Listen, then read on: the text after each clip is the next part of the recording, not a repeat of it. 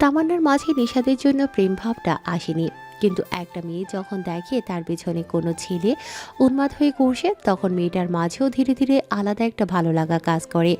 তামান্না পারেনি নিশাদ খানকে ফিরিয়ে দিতে, কিন্তু সে এটাও জানে সে প্রেমে পড়েনি। নিশাদ খানের থেকে এই বিরক্ত প্রকাশ এখন ভালো লাগায় পরিণত। তবে ইদানিং দেখছে এভাবে চললে পরিবারের বদনাম হবে, তাই তামান্না যত পারে এড়িয়ে চলে।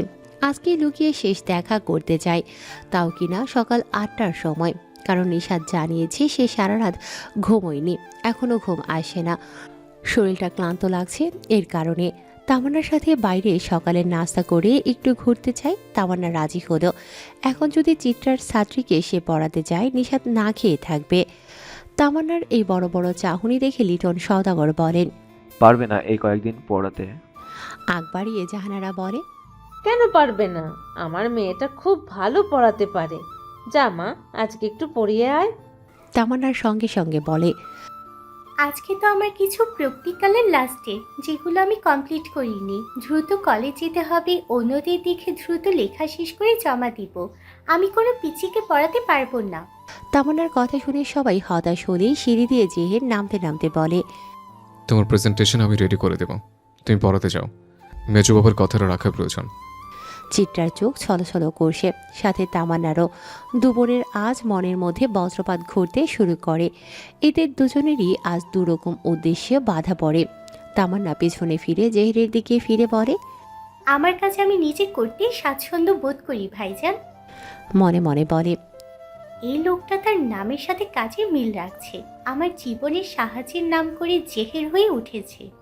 জেহেরের চশমার মাঝে চোখ জোড়া স্থির। সে হয়তো কিছু বুঝতে পারছে, এখানে তামান্নার মাঝেও হয়তো কোনো ঘাবলা আছে। তামান্নার কাছে এসে শাসনের সাথে ধীর কণ্ঠে বলে, বাইরে এমন কোনো অঘটন ঘটিয়ে দিও না যেটার ফল চিত্রার মতো হয়। তামান্না কম্পিত নয়নে তাকালো, শুকনো ঢোক গিলে বলে, আপনি জানেন চিত্রার ব্যাপারে? জেহির মাথা উপনিস করে। তামান্না হাঁসফাঁস শুরু করে ভাবছে এবার কি করবে। অনেক ভেবে বলল, আচ্ছা ঠিক আছে, আমি পড়াতে যাচ্ছি। পিচিকে পড়াতে দিয়ে না হয় আমি আমার মতো ওখানে লিখব। সবাই খুশি হলেও দৃষ্টি সন্দিহান হয়ে আছে জিহিরের। তামান্না সেদিকে চোখ রাখতেই কেঁপে উঠল, মুখে মিথ্যে হাসি দেখিয়ে বলে, আমি পড়াতে যাচ্ছি। জিহির হয়তো বুঝলো এই মিথ্যে হাসি, কিন্তু পাত্তা দিল না। নিজের মতো আড়তের সকল হিসাব নিকাশ এনে জুনায়েদ সওদাগরের কাছে উপস্থাপন করে। বাইরে এসে তামান্না কল দেয় নিশাদ খানের কাছে। ওপাশ থেকে ধরতেই তামান্না বলে, আমি একটা বাচ্চাকে পড়াতে যাচ্ছি, 1.5 ঘন্টা দেরি হবে। ওকে পড়িয়ে কলেজের সামনে আসবো। আপনি কিছু খেয়ে নিয়েন। নিশাদ খান জানায়, হুম, তুমি আসবে, তারপর একসাথে সকালের খাবার খাবো। খুব করে চাইছি আজ একসাথে দুজনের সকাল ও দুপুরের খাবার খেতে। নিশাদের কণ্ঠে আবদার করুণ শোনায়, যেন অমান্য করার সাহস নেই তামান্নার। পরীক্ষার পর বাড়িতেই পড়ে থাকে মর্জিনা। আগের থেকে বেশ ফর্সা হয়েছে, মানে কালো বর্ণের মেয়েটা এখন শ্যামলা। শরীরের গঠন বেড়েছে, স্বাস্থ্য ভালোই আগের তুলনায়। আগে ছিল চিকন পাটকাঠির মতো, এখন স্বাস্থ্য ঠিকঠাক। সকালের রান্না শেষ করে জিসানের ঘরের দিকে গেল। প্রতিদিনের মতো উকি দিয়ে দেখে জিসান নেই। এটাই মর্জিনার সুযোগ। জিসান না থাকলেই এই ঘরে আসে। দ্রুত জিসানের নোংরা জামা কাপড় নিয়ে চলে যায়, আবার বিকেলের দিকে ভাঁজ করা জামা কাপড় রেখে যায়। তাও যখন দেখে জিসান বাড়ির পেছনের দিকে ফাঁকা মাঠে খেলতে গেছে। মর্জিনা ভেতরে ঢুকে আলমারি খুলে জিসানের এলোমেলো জামা কাপড় নিয়ে হাতের ফাঁকা বালতিতে রাখলো। পেছন ফিরতেই নিভে তার আগে মর্জিনার চুলের মুঠি ধরে হিস হিস করে জিসান বলে, তুই আমাকে খাইয়ে দিতে আসিস না কেন? মর্জিনা ব্যথায় কুকড়ে ওঠে, চিৎকার করে বলে, গিন্নি মা বাসান আমারে। কেউ শুনতে পায় না চিৎকার। মর্জিনা এবার জিসানের কাছে অনুরোধ করে বলে, ব্যথা পাই, সারেন। প্রায় 1 মাস জিসানের মার না খেয়ে সয়ে যাওয়া ব্যথা আবারও শরীরের মধ্যে নতুনভাবে বাড়িয়ে দিল। একটা সময় এমন হলো এই চুলের মুঠি ধরে রাখাতে মর্জিনার মাথার ব্যথাই করতো না। 1 মাস পর আজ আবারও করছে ব্যথা। মর্জিনার চোখের পানি দেখে জিসান ছেড়ে দিয়ে নিজের ঘাড় চুলকে বলে, আমাকে কেউ ভালোবাসে না, আমি থাকবো না, চলে যাব এখান থেকে। কোথায় যাবেন? হারিয়ে যাব। কেউ আমাকে খাইয়ে দিতে আসে না, আমার মর্জি আমাকে আর ভালোবাসে না। জিসানের এই নালিশ শুনে মর্জিনার চোখ জল করতে থাকে। জিসানের মা নিজেই আসে না জিসানের কাছে, তো জিসান কিভাবেই বা ভালো থাকবে। মাঝে মাঝে জুলফিকার এসে খাইয়ে দিলে তখন একটু খায়, কিন্তু জুলফিকার নিজেও ইদানিং ব্যস্ত। স্বর্ণের দাম একটু কমেছে, দোকানে ভিড় এখন এজন্য। আবার দুবাই থেকে নতুন কারুকাজের গহনা নিজেদের শোরুমে আনার একটা প্রচেষ্টা চলছে। এগুলো সরকার কর্তৃক কাজ, তাই ঘাটাঘাটি বেশি করতে হয়।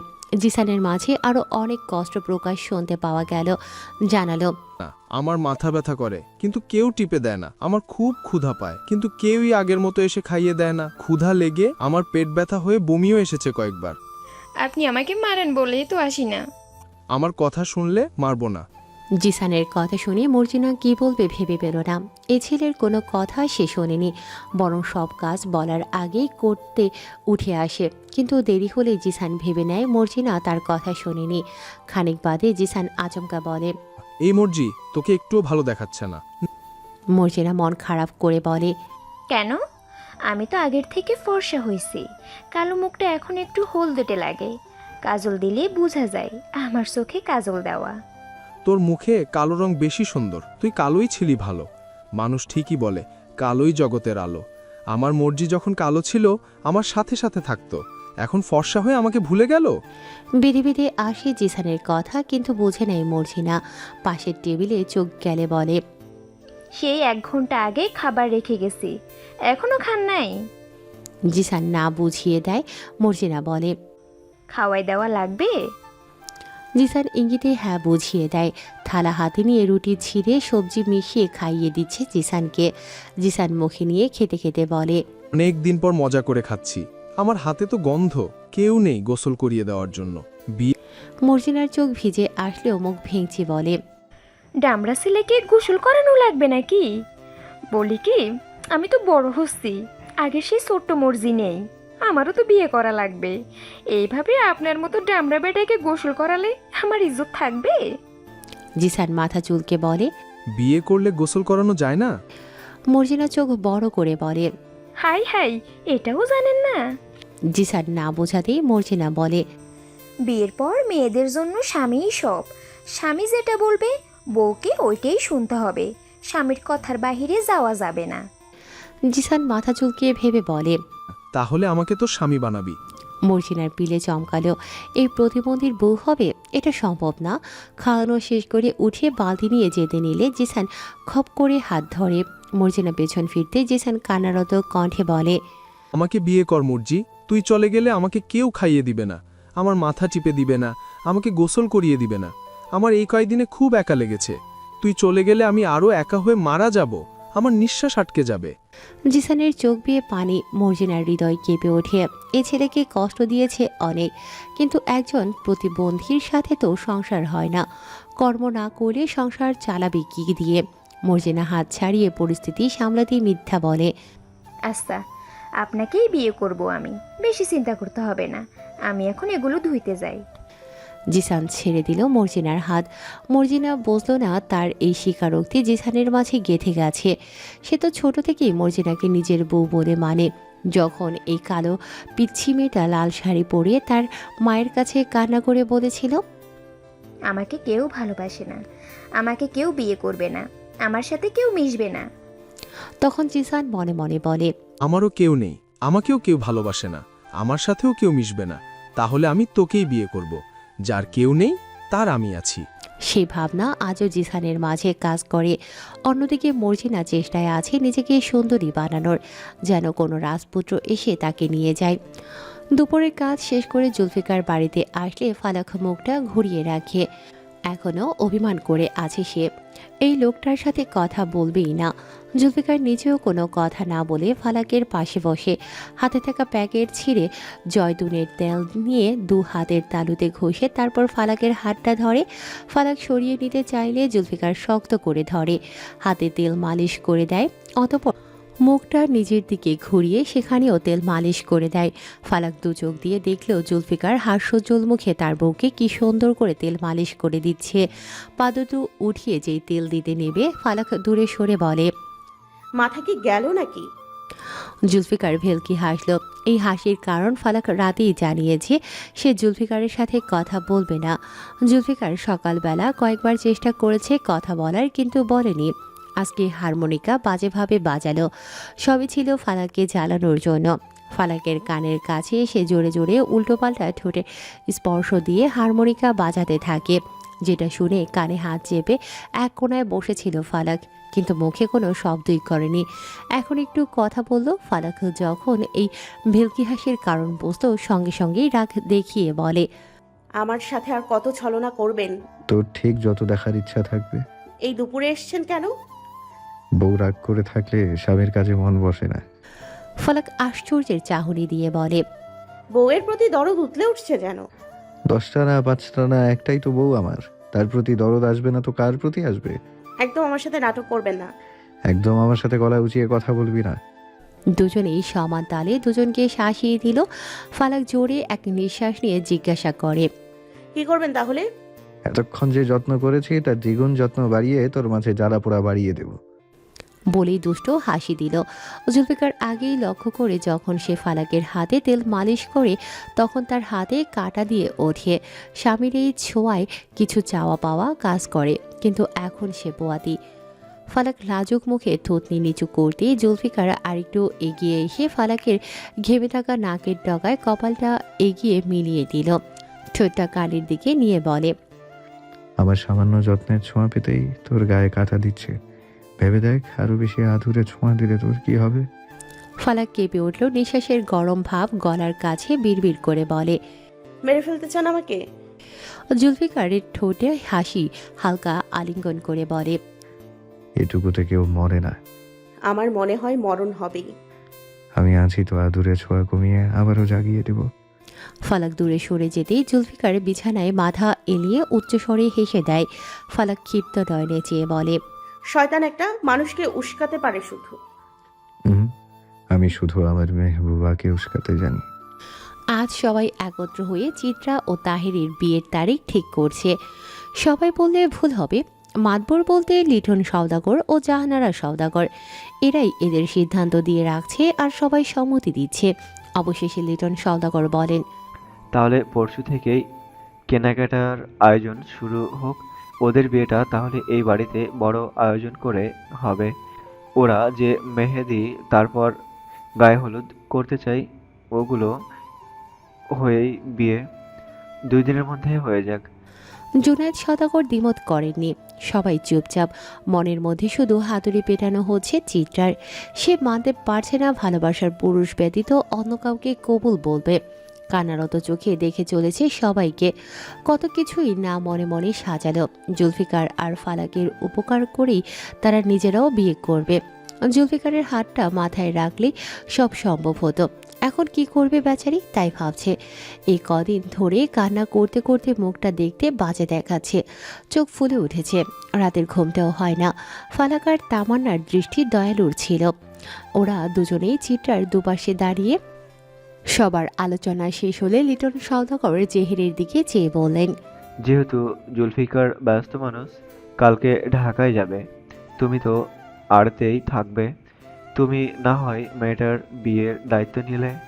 চিত্রা বড় আশা নিয়ে তাকালো জেহেরের দিকে, কারণ জেহেরের সাথে অনেক পরিকল্পনা করেছিল সে। কিন্তু আশাহত করে জেহের রাজি হলো। আচমকা সবার মাঝে জুলফিকার বলে ওঠে, বিয়ের কনের ভাইকে কি জানানো হয়েছে? কথাটা জেহেরের গায়ে কাটার মতো লাগলো।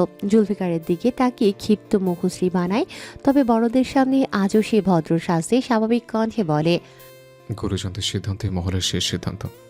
এখানে লেমন এসে কি করবে? জুলফিকার বুঝতেই পারছে তার এই ভাই হিংসামি করে এমন বলল। খুবই স্বাভাবিক। প্রত্যেকবার পরিবারকে মাঝখানে টেনে জেহের চায় জুলফিকারকে হারিয়ে দিতে। কয়েকবার চেষ্টাও করেছে। বড় চেষ্টা তো ফালাককে বিয়ে করার। কত সুন্দর কৌশলে যত্ন দেখিয়ে বিয়ের একটা আয়োজন করেছিল। সব পাগল সেজি ভেস্তে দিল জুলফিকার। এখন তো সে আরও সুস্থ। এখন কি করে জেহেরকে জিততে দেয়? মুখে মৃদু হাসি ফুটিয়ে জুলফিকার বলে, আমি এখানে গুরুজনদের সিদ্ধান্তে দ্বিমত দেখাইনি, বরং বিয়েটা জাঁকজমক করতে কনের ভাইকে আসতে বলেছি। যদিও সে আসতে পারবে না, কিন্তু তাকে জানানো উচিত। লিটন সওদাগর হাসি মুখে জানান, আমি নিলয়কে আজকেই জানাবো। ওর সময় হলেই কল দেই আমাকে, তখন না হয় বলে দিব। এখন যে ব্যস্ত ছেলেটা। জুলফিকার আবারও হাসল। লিমন যে কিসের ব্যস্ত এটা জুলফিকার জানে।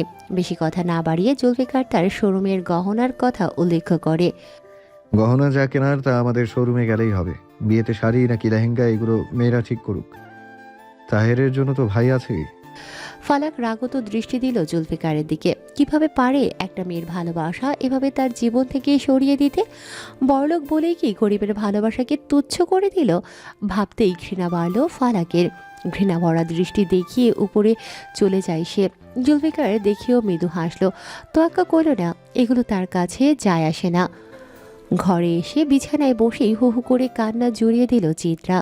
তামান্না এসে কাঁধে হাত রাখে। চিত্রা পেছন ফিরে তামান্নাকে দেখে বলে, আমি তোর ভাইকে ভালোবাসতে পারবো না তামান্না। আমি যে অন্য কাউকে ভালোবাসি। বাবা কেন বুঝছে না ব্যাপারটা? আমার যতদূর মনে হয় মেঝো মামার মনে আঘাত লেগেছে ব্যাপারটাই, তাই হয়তো মেনে নেননি। আমি ফরহাদকে অনেক ভালোবাসি। ওর সব কিছু জেনেই ভালোবাসি। ওর ভালো খারাপ, ওর পাগলামি, ওর অবুঝপানা, ওর অন্ধকার জগৎ, সব সব কিছু জেনেই তো ওকে ভালোবাসি। যাকে ভালোবাসি তাকে কি করে নিজের থেকে দূরে করি? চিত্রা, নিজেকে শক্ত কর, একটা না একটা উপায় বের হবে। কিভাবে? ভাবতে দে আমাকে। এমনিতেও বিয়েটা আজ হচ্ছে না যে এভাবে ভেঙে পড়ছি। দেখতে দেখতে দিনগুলো পেরিয়ে যাচ্ছে। তুই বুঝতে পারছিস না কিছু। আমার বিয়েটা আটকানোর কেউ নেই। এই বাড়ির বড় বড় কর্তারা অবধি বাবার সাথে সহমত।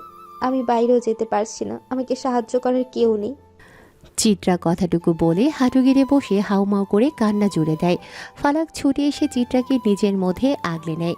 মাথায় হাত বুলিয়ে দিয়ে বলে, এভাবে ভেঙে পড়ো না, ভালোবাসার প্রতি আস্থা রাখো। যদি ভালোবাসার পূর্ণতা পায় তো আপনা আপনি পাবে।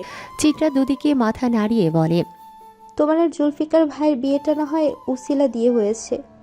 আমার তো সেরকম কোনো রাস্তাও খোলা দেখছি না। কিভাবে আস্থা পাবো আমি? আমি দেখছি একটা ব্যবস্থা করে। লাভ নেই।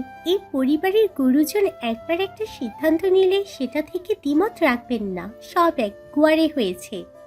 তামান্নার কথা শুনে ফালাক ভাবনায় পড়ে।